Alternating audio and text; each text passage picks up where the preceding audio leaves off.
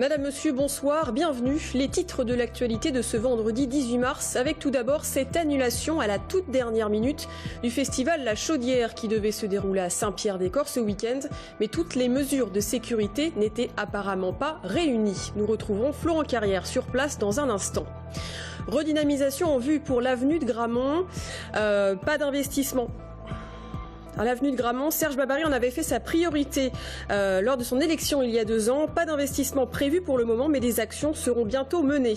Et puis en ce vendredi 18 mars, journée nationale du sommeil, nous nous sommes intéressés à l'apnée du sommeil, un syndrome dont souffrirait 8% de la population en France. Et on ouvre ce journal avec, je vous le disais, en titre, cette annulation de dernière minute, celle du festival La Chaudière, qui devait se dérouler ce week-end à Saint-Pierre-des-Corps. Une décision prise par la mairie sur recommandation de la préfecture d'Indre-et-Loire, en cause de graves insuffisances en matière de sécurité. On retrouvera peut-être Florent Carrière sur place dans un instant. En bref, accident de train aujourd'hui vers 15 h entre Langeais et Bourgueil. Une voiture a été percutée par un train à hauteur de Saint-Patrice. L'accident qui s'est produit au passage à niveau numéro 201 n'a pas fait de blessés. En revanche, dans le train qui reliait Tours à Saumur, 200 passagers ont été évacués. Des autocars de substitution ont été mis en place. Justice, la cour d'assises de Tours a requis 15 ans de réclusion contre Emmanuel Favre, assorti d'une période de sûreté de 2/3 de la peine. Cet homme de 36 ans est soupçonné d'avoir braqué en 2013 les propriétaires d'un bar tabac de Pouzet à côté de Sainte-Maure-de-Touraine. Pour son complice, Franck de Volver, une peine de 5 ans de prison a été requise, dont 3 ans avec sursis, assorti d'une mise à l'épreuve. L'avocat général a également demandé pour les 2 hommes une interdiction de détenir toute arme pendant 5 ans. Les plaidoiries des avocats de la partie civile devait se dérouler cet après-midi. Le verdict est attendu dans la soirée. Redynamiser l'avenue de Gramont, c'était l'une des priorités de Serge Babary quand il a été élu il y a 2 ans. Depuis février, des réunions se multiplient pour relancer la plus grande avenue de Tours. Même si, contrairement aux apparences et aux idées reçues, Gramont est loin d'être une avenue abandonnée, comme le disent certains. Plus de 200 commerces, des taux de vacances inférieurs à la moyenne nationale et près de 300 millions de chiffre d'affaires par an. Pas d'investissement prévu pour le moment du côté de la ville, mais des groupes de travail ont été créés pour mettre en place des actions bien précises. Sabrina Meloult. On l'a dit souvent, sinistré. Depuis plusieurs années, l'avenue Gramont souffre d'une mauvaise image. Des commerces qui ferment leurs portes les uns après les autres, des clients qui désertent cette grande artère commerciale. Mais à y regarder de plus près, le tableau n'est pas si noir. L'avenue Gramont, c'est 208 commerces, 300 millions de chiffre d'affaires par an. Pour cette commerçante qui travaille ici depuis plusieurs dizaines d'années, l'avenue Gramont attire des clients. Le taux de vacances des locaux commerciaux était inférieur à la moyenne nationale, même inférieur, je pense, à d'autres rues de la ville. Donc ce n'est pas parce qu'on a 19 commerces disponibles qui sont fermés. On en a quand même 208 ouverts. Alors je ne sais pas si les 19 en font partie. Il y a plus de pas de porte avenue de Gramont que rue Nationale. Il y a 2 mois, Frédéric a ouvert cette supérette. Alors que beaucoup lui prédisaient l'échec de son affaire, il est heureux aujourd'hui d'accueillir 450 à 600 clients par jour. À Tours, sur l'avenue Gramont, je me suis aperçu qu'il y avait un vrai besoin parce qu'il y a une population, il y a des arrêts de tramway, il y a beaucoup d'étudiants et en fait, voilà, j'ai tenté le pari et c'est un pari réussi. Il faut arriver à faire revenir les gens, à les attirer sur cette artère en tenant compte des moyens de locomotion aujourd'hui. Alors on a quand même nombre de bus de lignes de fil bleu qui passent. Elle n'est pas non plus déserte cette avenue, mais il faut qu'on arrive à attirer encore plus. Alors c'est pour ça qu'on a mis en place des groupes de travail avec les commerçants et aux dernières réunions ils étaient 30 quand même. Donc je pense qu'on va arriver à trouver des solutions assez rapidement. Voilà. Mais comme je le répète, il y a 3 temps, il y a le court, moyen et long terme. Il ne faut pas tout mélanger. On ne peut pas faire des investissements importants en court terme. Donc il faut y aller par étapes. L'adjointe au commerce de la ville de Tours a décidé de s'attaquer à la redynamisation de l'avenue Gramont. 7 tronçons ont été délimités. L'objectif tout d'abord, réfléchir à des réaménagements. Je vous le disais en titre, le festival La Chaudière qui devait se dérouler ce week-end à Saint-Pierre-des-Corps, eh bien, il a été annulé à la toute dernière minute en cause des mesures de sécurité qui n'étaient pas conformes. On va retrouver tout de suite sur place Florent Carrière. Florent, quelle est la situation ? Eh bien écoutez Audrey, le festival est bien annulé, même si la direction, l'organisation a pu avoir la volonté dans l'après-midi de le maintenir ce festival malgré l'arrêté d'interdiction. Ce soir, les organisateurs appellent en tout cas à ne pas se rendre sur ce site de Saint-Pierre-des-Corps. Des affiches ont été posées sur le portail d'entrée, un mot posté sur le Facebook du festival également. Et la police est présente pour vérifier que l'arrêté d'interdiction est bien respecté. D'autant que cet arrêté, vous le voyez peut-être derrière moi, il y a des spectateurs qui sont venus quand même, ils n'étaient pas forcément au courant parce que cet arrêté a été rendu public seulement cet après-midi. Festival annulé pour raison de sécurité. Vendredi dernier, la commission de sécurité composée de pompiers s'est rendue sur les lieux. Elle a noté plusieurs points. Ses conclusions, un bâtiment dont on ne sait s'il pourrait résister aux décibels. Tout simplement, les pompiers craignent que le bâtiment puisse s'effondre.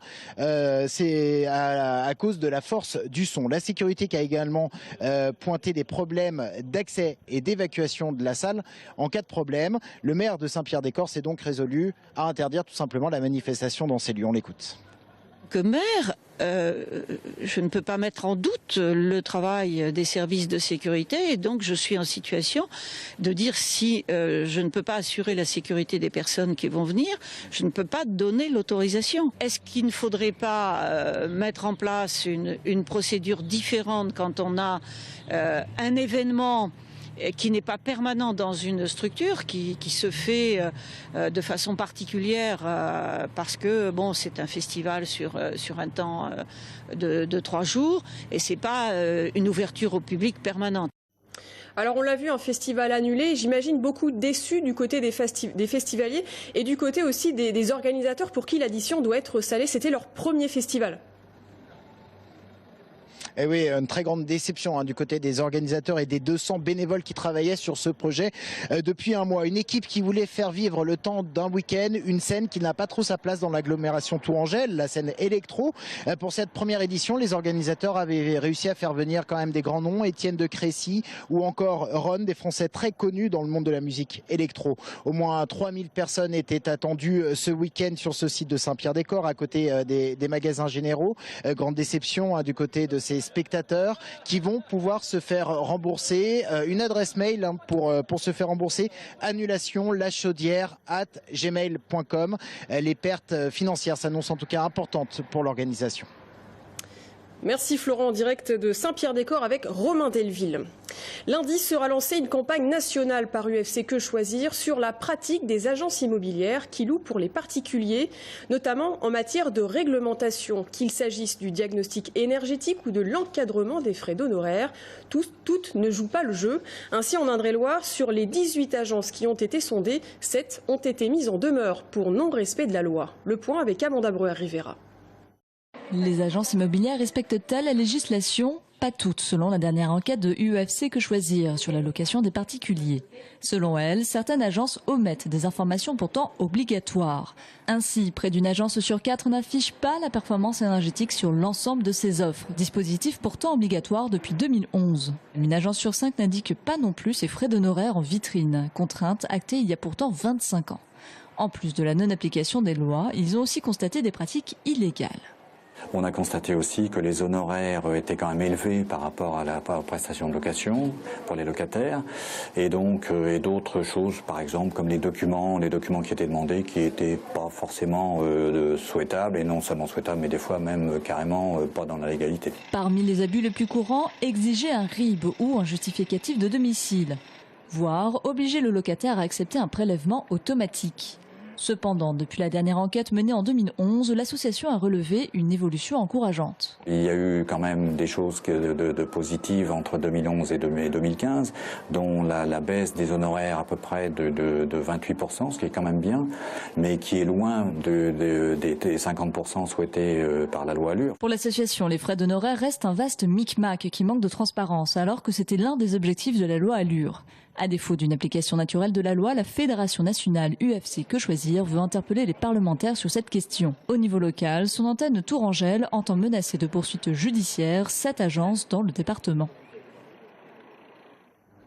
Depuis maintenant presque 2 semaines, la loi travail est au cœur des débats. Nouvelle version ou retrait pur et simple. La loi El Khomri, l'impossible réforme, c'est le thème de l'émission Libre-Échange demain sur TV Tour. En plateau, Laurent Baumel, le député socialiste frondeur, le président du MEDEF ou encore la CFDT débattront sur le sujet. En voici un extrait. Il y a des gens dans le monde dont l'action remonte en bourse lorsqu'ils se séparent de dizaines, de centaines ou de milliers de salariés. Eh bien moi, ma crainte et ma colère, c'est que cette loi elle soit plutôt faite pour ces gens-là que pour le chef d'entreprise sur le terrain qui, effectivement, a plutôt envie de garder tout le monde et d'aller de l'avant. Il est évident qu'on ne peut pas mettre, je dirais, au crédit de multinationales systématiquement le fait qu'en délocalisant, on a pourvu le marché français, le marché du travail français. Non, de toute façon, s'il y a abus, franchement, c'est le juge qui décidera. Nous, notre volonté, c'est effectivement d'arriver à plus de dialogue social dans les branches et dans les entreprises. Et lorsqu'il y a un boom, notre plein emploi à nous, c'est de l'ordre de 7%. Et en fait, donc, il y a 7 points de pourcentage qui est lié au fonctionnement du marché du travail. Donc, et tout l'esprit donc de cet avant-projet de loi, c'est d'essayer de corriger ça et de faire baisser ces 7 points, les ramener à 3, 4 points, 5 points demain. Libre-Échange, c'est donc demain vendredi à 19h30 et 22h45 sur TV Tour Val-de-Loire. En France, on recense plus de 2000 malades qui ont besoin d'une greffe de moelle osseuse. Et aujourd'hui, dans le cadre de la 11e semaine nationale de mobilisation pour le don de moelle osseuse, un bus s'est installé place Jean Jaurès à Tours sensibiliser le public. Car si les Français sont habitués à donner leur sang, ils le sont beaucoup moins pour la moelle osseuse. Un don qui fait peur, mais qui permet pourtant de soigner des maladies comme des leucémies par exemple. On a une chance sur 1 million d'être compatible avec le voisin dès que l'on sort de la famille, ce qui est le cas pour 2 patients sur 3. Et cette chance sur 1 million, elle est difficile à trouver, c'est pour ça qu'on a besoin de beaucoup de gens inscrits pour trouver des donneurs compatibles avec les patients. Néanmoins, en termes de résultats de greffe, il est clair que pour des raisons immunologiques, on privilégie un donneur homme quand on a le choix et si possible un donneur de moins de 40 ans parce qu'on sait que les résultats de la greffe seront beaucoup plus faciles à gérer.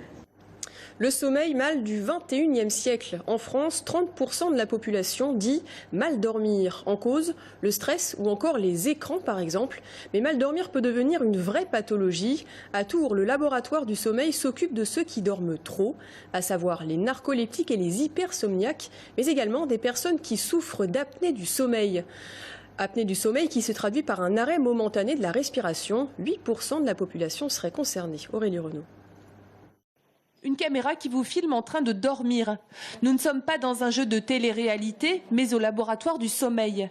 Chaque semaine, 15 personnes dorment ici. Un quart des patients souffrent des apnées du sommeil, un arrêt répété de la respiration au cours de la nuit. Des patients qui ont tous les mêmes symptômes. Ils ont une impression de sommeil non réparateur, des maux de tête au réveil, qui ronflent tous les jours. Et en fait, c'est des gens qui se retrouvent à se lever plusieurs fois par nuit pour uriner. Et en fait, c'est dû à l'apnée, ça. Lorsque les épisodes d'apnée sont nombreux, dormir devient un vrai marathon. Chaque nuit, 2 infirmières passent au crible les phases de sommeil des patients. On appelle ça l'hypnogramme. Donc à chaque stade de sommeil, l'écriture de la ligne change. Et après, dans un deuxième temps, il y a les capteurs de la respiration, des capteurs au niveau du nez de la bouche pour voir l'entrée d'air et la sortie de l'air. Le risque, en cas d'apnée non soignée, contracter une maladie cardiovasculaire. Aujourd'hui, on sait comment traiter ces apnées du sommeil. Le principe est basé sur la ventilation, la pression positive. Donc c'est une ventilation la nuit, un masque qu'on met et qui va libérer les voies aériennes supérieures. Après, il y a des traitements de deuxième intention. C'est des orthèses qu'on met dans la bouche, des orthèses d'avancée mandibulaire qui vont en fait avancer la mandibule de 4 mm et du coup, ça libère les voies aériennes. L'alcool et le tabagisme favorisent l'apparition des apnées du sommeil. Mais le facteur principal reste l'obésité. Et généralement, une perte de poids reste le traitement numéro 1. Sport enfin avec le Tour Volleyball qui a annoncé, je vous le disais hier, l'arrivée d'un joker médical, l'Italien Giulio Sabbi, pour pallier l'absence pendant un mois de son pointu David Konechny. Depuis 4 matchs maintenant, le capitaine tourangeau souffre d'une lombalgie et ne joue plus. Giulio Sabbi, lui, se dit ravi de rejoindre l'équipe. Une bonne préparation pour l'international italien avant les prochains JO de Rio. On l'écoute au micro de Bastien Mathieu. So happy to stay here now. Je suis vraiment content d'être ici pour aider cette équipe. Cette équipe va m'aider parce que je sors de 2 semaines de repos. J'ai encore besoin de 2 ou 3 jours pour retrouver ma meilleure forme. J'espère remporter un autre championnat, mais ça va être dur parce qu'ici c'est un championnat compliqué.